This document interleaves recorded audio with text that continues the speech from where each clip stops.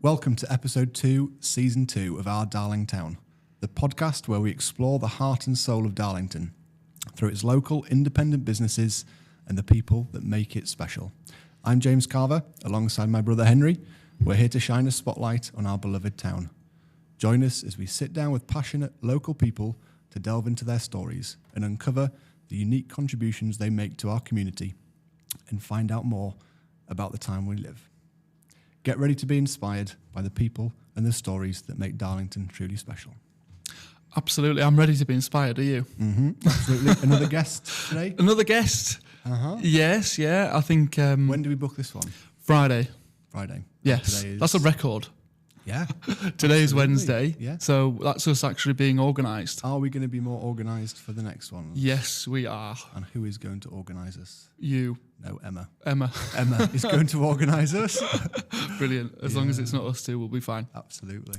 How have you been since the last episode? It seems like quite a long time ago, doesn't it? Because we've both been away. Yep. I headed across to Portugal with the family for 10 days. Which Very is nice. A distant memory. Yeah, absolutely. Yeah. It's not with the family though. It's not really a holiday. I mean, it's exhausting. It's absolutely exhausting. Yeah, 3 kids drown each other most of the time in the pool. So yeah, you have to be on your A game the whole time. You certainly do. Yeah, and I was lucky enough to get away to Cyprus, which was rather warm. Is that your 4th holiday this year? Not quite. Something like that. Yeah, not quite. No. Yeah, we've gone all out this year, but we're going to be, definitely holding back over the next couple of years, definitely. Yeah. But and you have been finally to Tao.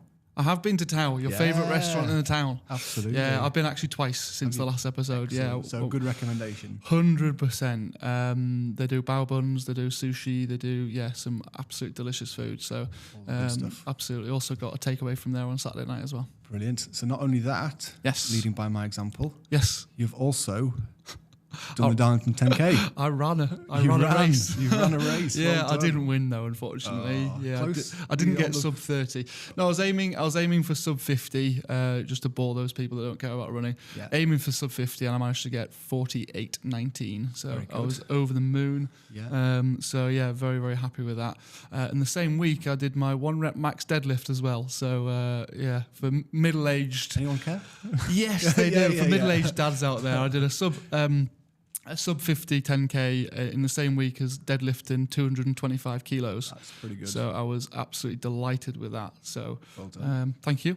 You bore us about running. I'm boring you about CrossFit. So there you go. I'm swimming now, so I'll have to bore you about swimming. Yeah, not much running going on. Absolutely. Well, we were swimming last night. I've got a bit of wet suit rash basically on my. It was rubbing my neck. So yeah, did a little 2 laps of Ellerton, which my watch said it was about 3 miles, which it's definitely not. Yeah, it wasn't. It was about 3/4 of a mile, so not quite. Yeah, absolutely. Okie dokie. Yeah, in the last episode we mentioned we've been down to London a couple of times. Do you want to tell people why? Yeah, obviously we are estate agents and have been for 33 years now in the town. We are excited to announce that we are the new Fine and Country licence holders for North Yorkshire and Durham. Very good. What does that mean? So Fine and Country is an international brand selling luxury homes, some of the best in the country and some of the best in the world. It specialises in sort of the upper quartile of properties, so to do with price range. So it tends to be sort of over £800,000. So Carver's, as it is remaining exactly the same. That is our business. That is our core brand. That is our huge passion.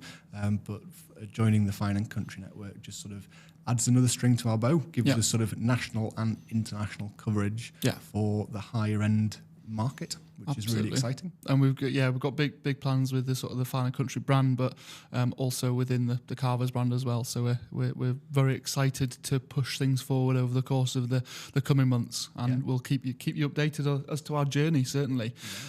Should we get cracking with some guests? Absolutely. Brilliant, let's go. Today we're shining a spotlight on a truly exceptional culinary gem. I knew I was going to fail at that point. Nestled on Duke Street, Stable Hearth is not only a pizzeria.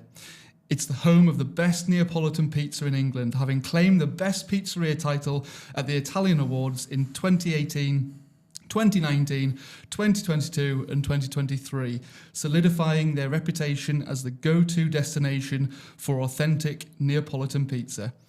These awards are a testament to their unwavering commitment to quality, tradition and innovation in every slice they serve. Behind the success are Nick and Gemma, the passionate duo who have turned their family-run restaurant into an award-winning institution. Their dedication to crafting the perfect pizza combined with delicious Italian street food-inspired side dishes has won the hearts and taste buds of many. Join us as we delve into the story behind Stable Hearth, explore what makes their pizza the best in England, and hear from Nick and Gemma about the journey that led them here. Hello. Hello there. Thank you very much indeed for coming on. How was that for an introduction? Factually correct? Yeah. I think it's all said. Now we can go now. Brilliant. Yeah, done and dusted. That was the quickest interview possible. Marvellous stuff. Well, yeah, thank you very much indeed for joining us today. First question, how did it all begin? Go as far back as you want to. Well, I've been delving in hospitality since I was around 14, 15. Yep.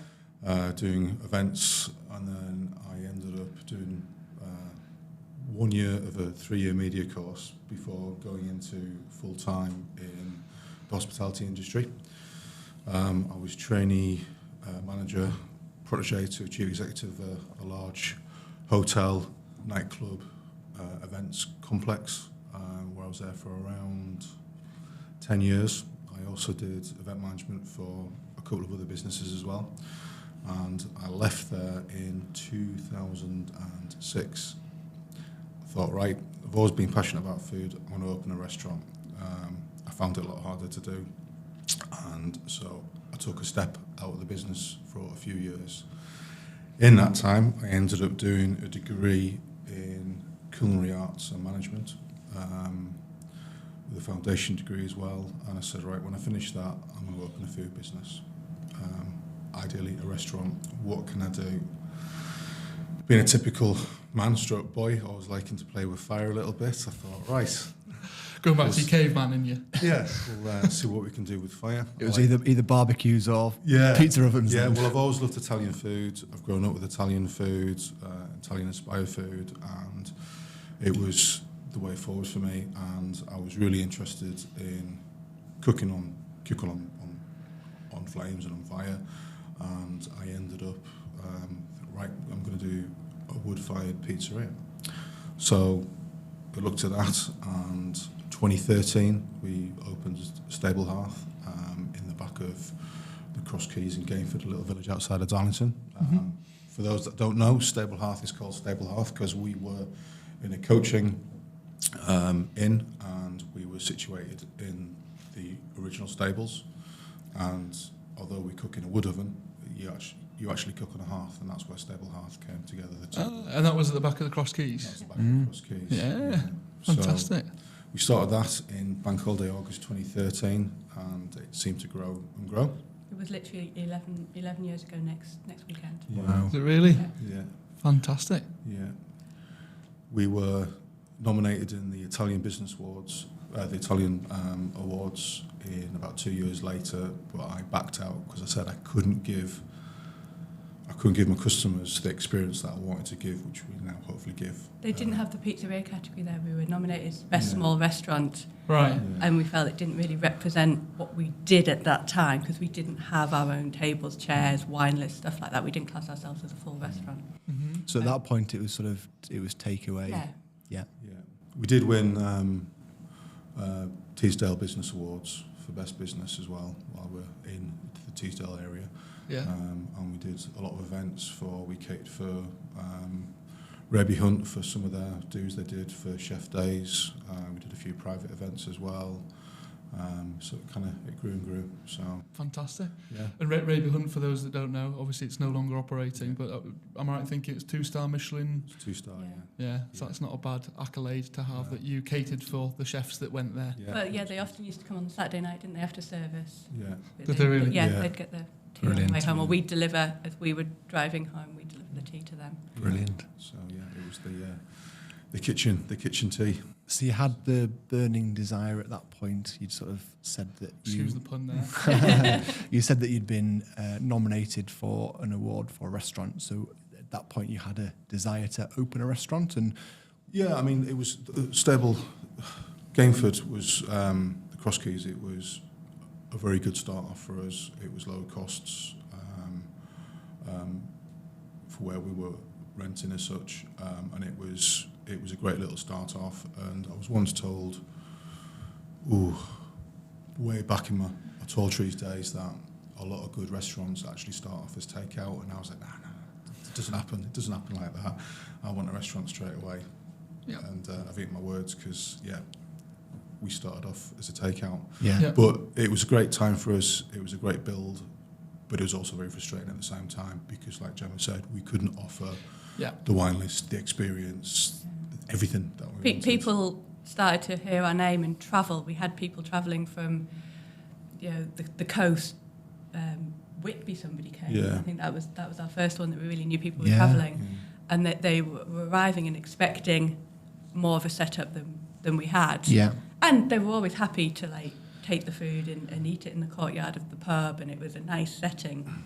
But we couldn't complement it with the right Everything setting and the else. right wines, which obviously Nick's very passionate about. Well, it was 2014 we went to Napoli. Yeah, first So- time we went to Yep. Naples. That was a big change. So first time to Naples, we went to Naples for holiday and to experience a bit more about pizza. Life changed. So after our first night eating out, we went to a pizzeria, obviously. I Googled the AVPN, which is the Vera Pizza Napolitana Association, who we're accredited by now, who are basically, they're the bosses for saying, yes, you do Neapolitan pizza. So I Googled that. An hour and a half later, I was knocking on an office door in the middle of Naples. Speaking no Italian, by the way. I said, right. Can you come and certify me, basically? Is that, Yeah. is that Can you point us in the right direction? What do we need to Yeah. do? to Okay. become... Yeah. Yeah. So is that like, I don't know, like they literally certify your pizza to say that you can call it Neapolitan? Yeah, it's a process. You've got to have the right oven. Your dough's got to be right. You've got to use the correct ingredients. You've got to fire correctly, Stretch correctly. correctly. Everything's got to be right. So we met. Well, let's go a bit deeper then. Like, tell us specifically what's different. Like, you mentioned all these different things. Like, what is different? Are the ingredients the same, or are they completely different in the dough, for example? There's minimal ingredients in Neapolitan pizza. Okay. So basically, it is flour, salt, yeast, and water. Yeah. Whereas other types of pizzas can sometimes contain oils. They can contain lard. There can be semolina in the dough as well, which is a different type of flour. And it's also the method and the way it's stretched, how it's proved, how long it takes to make that pizza, and done in the traditional way. So Is it more labour intensive, rather than sort of putting all these things into a mixer? it's everything. Everything, if you do correctly, can be intensive. But yeah, it is putting And the dough everything on. can affect the dough because it's just so natural. Yeah. Yeah. If it's raining, if there's more humidity in the air, if it's cold, if it's warm, you have to adjust your levels of water, isn't it? But it's various things. It's yeast as well. You've got to every night. Nicholas has to decide, right, what do I need to put in the dough? What's the weather like? How does it feel? Yeah. And make it perfect. How long do I prove it for? Yeah. It's an ongoing process. It's not a recipe that you just say, oh, it's that. yeah. We make In the years, you sort of feel it, don't you? You Yeah. sort of know. Yeah. I we make don't. dough daily, so that's been done this morning before we've come here. Okay. And that's dough ready for tomorrow's sort of service. Yeah, and it can be ready for later on today as well, this evening as well. So Yeah. yeah. Fantastic. It's fun. So when did you make the decision to move from the original Hearth stable to a town, and what made you choose Darlington? Well, the seed was planted fairly soon after that. We're going To back to Naples. family life in a minute, Nick. You don't have to. Talking about planting seeds. Let's move past that. I'm with you. Yeah, with But I'm from Darlington, so I've grown up in Darlington. My granddad was a local businessman. He had George Anthony's on Woodlands Road. Yeah. George was my granddad, Anthony was my dad, and then my dad stayed in the profession. He had Tangles for 30 odd years in Darlington, so I've grown up in the town. There's a lot I like about the town, and I've now got 3 kids who, as you know, are living in the town, going to school, and they're also getting involved in the restaurant life as well, and they seem to be enjoying it. So, so that's why Darlington really. And I think Darlington as well, not only is we're from Darlington, there was a gap in the market for what we do, and I wanted to try and put Darlington on the market, on the map a little bit as having good food as well, because it has been slated quite a lot in the past for not having a good food culture. It's got an incredible food culture. Over the last 5 years, it's just gone boom. Yeah. Absolutely. Yeah. So what a time to be involved in the food industry in Darlington, I would say.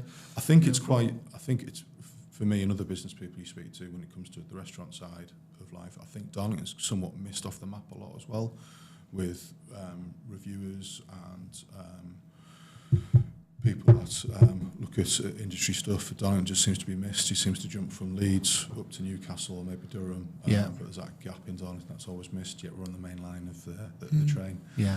Just going north or south, so it's always missed. Absolutely, and you touched on obviously family life there. 3 kids, they've all got the chef's aprons, you know. Quite literally at times. Yeah. They all have their own pizza on the menu. Yeah. Anyone that comes in and looks at the menu, there's a pizza named after each of the children. I have my own pizza. Nicholas doesn't. I don't. Our old dog has his own pizza. There's a story behind almost every name, but usually linked to family, friends, stuff. Yeah. One name. What's Nanny's Fancy all about? Because I can never pronounce it right after Nanny's a beer or Fancy. two. It's goat's cheese. So like Nanny goat. Right. And then it just makes sense. And it is hilarious to get people to say it. Yeah. It's regularly pronounced wrong. And we wouldn't change it for that reason. Yeah. You do get a lot of people saying, I had the goat cheese one, and not even attempt it. Sorry, which one? What is your favourite pizza? And you can't choose your own. I can't choose my own. Because that would be too obvious. If you'd asked me 6 months ago, I would have said the triple smoker. Yeah. I love smoky cheeses, stuff like that. It's got a smoked scamosa, smoked ricotta, and smoked pancetta. Absolutely delicious. But we've just put a new one on the menu that is a traditional pizza in Naples. Yep. And it's an aubergine pizza. It's a pizza parmigiana. Yep. And that is my new favourite. Amazing. And it took a while for Nicholas to put it on the menu because he was trying to perfect it for me. But every time we go anywhere in Napoli, that's my go-to pizza, and I can now have it at Stable Hearth, so I'm happy. Amazing. Brilliant. And everyone else can have it as well. Yeah. More importantly. Same question to you, Nick. Considering you don't have a pizza on the menu of your own, you obviously in all honesty, I don't have a favourite, but I do have some go-tos. Okay. I do like a marinara, which is one of the classics. Yeah. I love... What's on the on that one? I can't pronounce it. But Samazzano, tomatoes, shaved garlic, a little bit of salt, wild oregano, olive oil and basil. Simple. Yeah. It's one of the 2 we're accredited on. So it's the marinara and the margherita di buffalo that is the authentic Neapolitan pizza, and that's what they come out, and that's what we have. Well, Nicholas had to make for the master chef that came out. Yeah. Amazing. And does that accreditation then continue with you forevermore? Do they have to come out every single year to sort of check you're still doing things the way that you were? They watch us over social media, and that's evident because they do like things.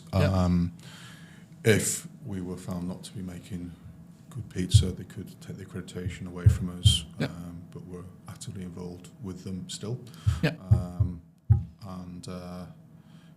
It's always trying to make good pizza. They send spies in. You never know. There could be a... Well, I've always said the day the Italians and the day the Neapolitans stop eating with us, I need to be worried. But that's it seems to be coming from as far as Newcastle at the moment to eat pizza. Well, really? There's quite a big Italian population in Darlington that we didn't realise, but they found us very quickly. And do you speak Italian, either of you? Not as much as I should do. I can order food. I can Order a glass of wine. Yeah, definitely. That's the main thing. We understand more than we can speak because a lot of our kitchen team, the small kitchen team of 3, they're Italian. Okay. And but I've researched. You can understand the swear words that you hear. We do it. And so do the kids. So. Yeah, we had the same with Steve from Harvey's Food Van. He was saying that he learned a version of French when he was being trained. It was the kitchen French, the sort of the slang, the swear words, etc. Okay, so we've sort of established how you came about to where you are now. How did you two come about being together? Come on, I'm interested. I've never asked you that, and this is the platform for it. You see, I would say it's a lovely romantic love story. Yeah. He would roll his eyes at me.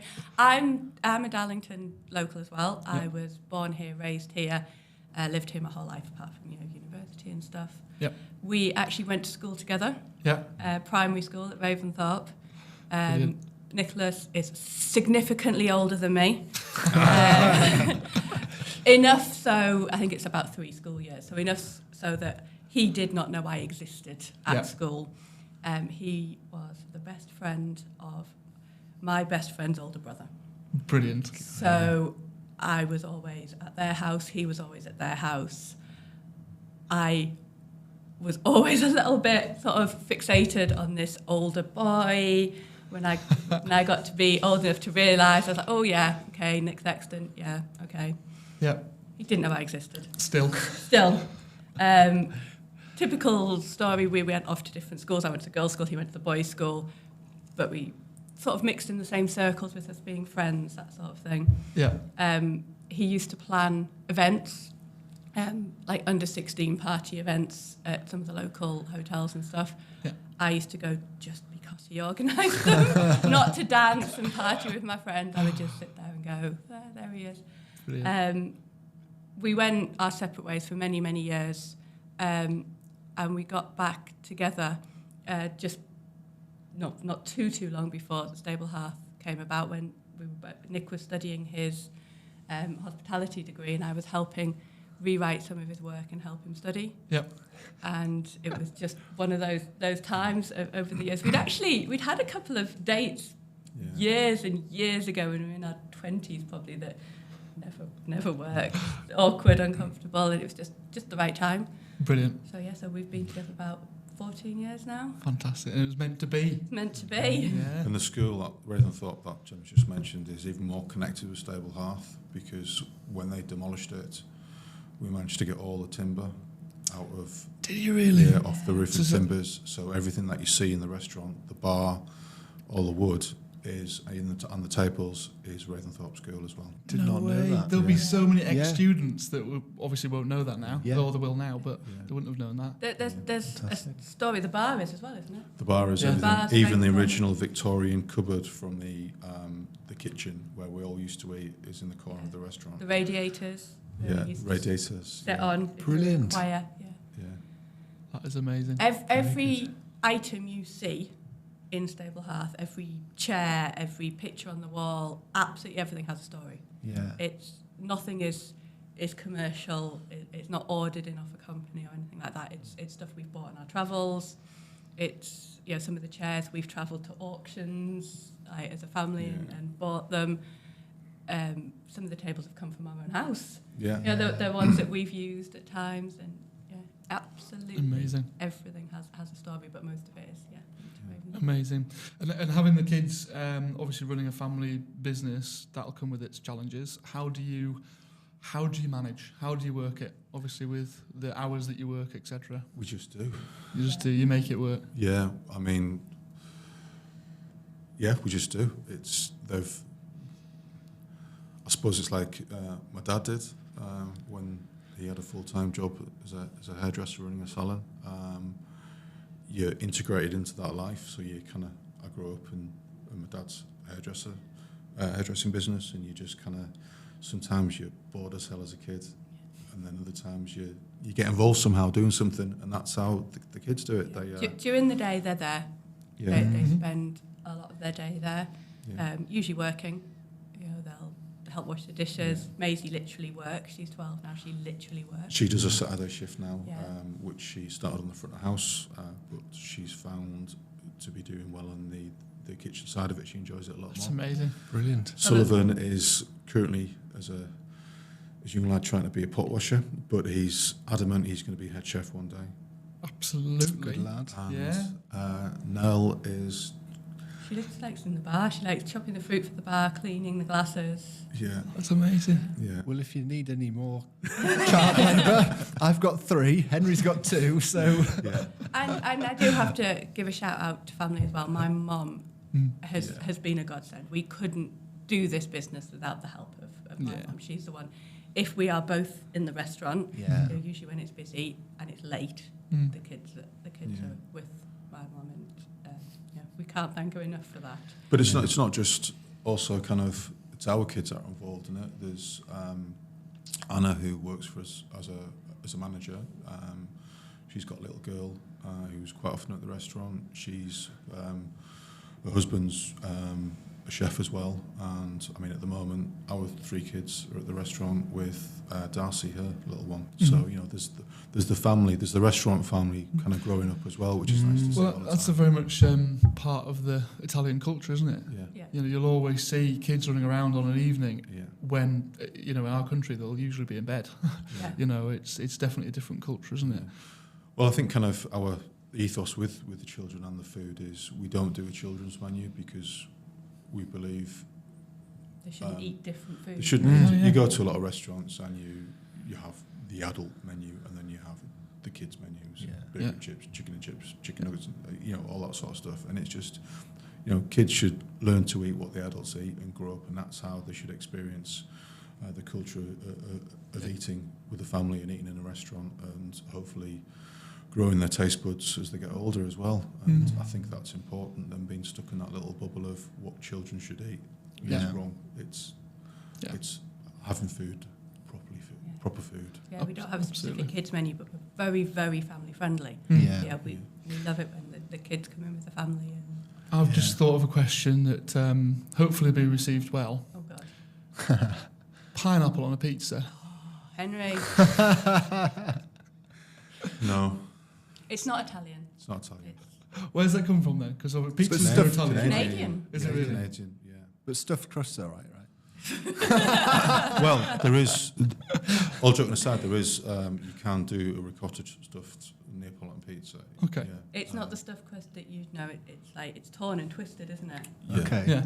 It's a very different culture, but we say in our menu there's a thing written saying our dough can't create thin and crispy. It can't create the deep pan. It can't create the stuffed crust. It's a totally different pizza style, and just as relevant. Not my favourite, but just as relevant. And there's a place for pineapple, but not in a Neapolitan pizza. Same with chicken. So Yeah. we actually have people that do walk out the restaurant because we're a traditional Neapolitan pizzeria, and being a traditional Neapolitan pizzeria, we don't serve pasta because that's for a different type of restaurant. So we get people that do walk out because they wanted pasta, even though they adamantly said they've had a lasagna in our restaurant before and they haven't. Or we don't do chicken or we don't do pineapple. They do walk out. Wow. So Hey ho, they're lost because Yeah. I've tasted a lot of your pizzas and they are I don't think I could go anywhere in the world and get a better pizza. I probably need to try more because I go back to the same one. There is people every that- time. What's your favourite pizza, James? Pizza Nell. No, Of course. My daughter's Nell as well, so Yes, I I had it. did know I that. had it when it came on the menu, and it was delicious. So every time I just have Nell. Yeah. What's yours? I try a lot of them, but three little pigs tend to be. It's our first Yeah. one we invented that. Yeah. Well, there's again the names elude me. There's one that's a bit more spicy, or is that the There's the Corblimey. Corblimey? That's the one. Slinger. Yep. Yeah. Again, Yeah. one of the originals, one of the classics. Yeah. And Emilia's a little bit newer, isn't it? That Mhm. came about since we opened the restaurant. Yeah. It wasn't on when we had the taste. You were saying about family as well, though. It's kind of we've got someone called Olivia who works for us. She first started coming to Stable Hearth with her dad, and she was that small she couldn't actually see over the counter. Wow. And she's We- 19 now, is she? She's 19 now, Wow. so she must have been coming Yeah. since she was about 8. Wow. Yeah. as it was when we first opened in Gainford. And you've started giving out pizzas to local businesses, I see. Hint, hint, wink, wink. You close at 12 o'clock What? on a Saturday. No, we're open until 4. My information was wrong. I do apologise. We'll see you on Saturday. Companies close at that sort of time. No, we're open until 4. Well, play your cards right then. I'll give you my Saturday shifts, should I? Yeah, we know when to avoid them. Yeah, exactly right. Yeah. But what's the thought process behind that? I mean, listen, it's obviously a good bit of publicity. It's good PR, but of course it is. We've done we do things. We're not big on promoting a lot of things that we've done, but during lockdown we gave over, I think it was 200 pizzas to the NH staff. We have given lots of vouchers to various things over the years. A lot of the we've given the old bottles of wine away as well and things like that. And I just think it's something to give back as well. And it's bloody hard being a business owner. This year's been really hard for us from a personal point of view and from just everything's getting more expensive. So, it's to give something back to the people that work damn hard, really. Yeah. And, just saying we see you. And it's a bit like what you guys were saying earlier. It's local businesses. We need to support each other. We're all going through the same things. We might have different outcomes in different businesses, but we're all in it together. We're small businesses in a small town, just struggling to survive, and it's just our way of saying, well done, keep going, that sort of thing. And food's good comfort, and if you're having a bloody crap day at work... And a pizza lands on your desk, it's going to get a lot better. That's usually what people say, like, I didn't think I was going to get a lunch break, and we know that, if it's literally a small independent business, you can't close and pop off for lunch and stuff like that, so it's that sort of thing. Yeah. Absolutely. Let's touch on the Italian Awards briefly, because we briefly mentioned it. I mean, that's pretty epic, isn't it? I mean, you're a relatively small, recently formed establishment in Darlington, an unknown, town to a lot of these people who are looking at more national, bigger areas. You mentioned you were actually put forward for it in the first place. Yeah, we were put forward in Gainford. We got a nomination for it, and we were kind of pretty excited, but then we pulled out. Yeah, so. It's sort of awards. It's totally customer led. Yeah. So we can't nominate ourselves. Yeah. It's all on customer nominations, and we hadn't heard of it. Yeah. The first year we got nominated, they approached us and said, "We've had some emails about you, and you've made the finalists in this category," and we hadn't heard about it. But it all comes from customers, and then they have a short list of about 10, and then they visit and they make a decision about who wins. Do you know when they visit, or is it a sort of a mystery shop? It changed over the years. The first time we won it, we didn't know. Yeah. No. And then it stopped for lockdown, so we didn't win it in 2020, 2021 because it wasn't there. Yeah. And when they've come back after lockdown, they've changed it a little bit, and now they tell us when they book in. Right. Which I don't like as much. No, a bit more pressure. Yeah. But also, is it not an unfair advantage to other people who aren't necessarily doing a consistent service, who all of a sudden can up their game for that one day? Absolutely, yeah. Therefore, you're not necessarily being compared with other people on an even playing field, which actually makes it more impressive that you won in 2022, 2023. Because the other restaurants would have upped their game. Yeah. Of course they would. Yeah. Well, we're in the finals for this year as well. I've voted, don't worry. Good, thank you. We're hoping to get more. We won the best pizzeria and we've won the best wine list. Yeah. We're hoping this year to go a bit broader, get the best team, best management, just get a bit of recognition for everybody else who puts in the hard work as well. I know Nicholas is the hardest working man I've ever met, but he does have a small team of people that work just as hard as him. Yeah. So we want to get a little bit of recognition for them, but again, it's down to our customers to vote for that. Yeah. We're also in the Papa Awards this year as well, which is the Pizza Press Association. So we'll see where we get on that as well. Yeah. Well, very best of luck. Thank you very much. Anything you would have changed over the course of the last 11 years, business-wise? Anything you do differently if you had that time again? I'd also try and work a bit more harder. I knew you'd say that. But that's me. I think, no, yes and no, really. Yeah. Things have happened in a certain order, and we're where we want to be. Yeah. I think if lockdown hadn't happened and other things, we'd have expanded by now. But that's still on the cards. But we've obviously had to get over that big, massive hump in our lives. Of course. Just trying to keep it. No, nothing really. Yeah. So expansion meaning like another venue or a mobile something? Or spill the beans. What's the future hold for Stable Hearth? Come on. Hopefully a lot. Yeah, I'd like to expand it as a pizzeria business, and also put some really good other Italian things on the map as well, to do with food, but do it correctly, kind of authentic. Yeah, so that's our plan. Fantastic. Really, I'd like to see the little ones come in to it at some point. I'd like to see the team grow as well. I mean, Andre has been with me for 6 years now. Yeah. He's been with me for 6 years. Anna's a great work wife. Can have them always saying, Gemma, can you do this? Anna, can you do this? And they're like, yeah. And then, I mean, I've got to give good gratitude as well to Jane next door, Stan Seatons, because she's the other lady in my life that helps me out with lots of stuff. She's your official PA. Yeah. Yeah. Unofficial.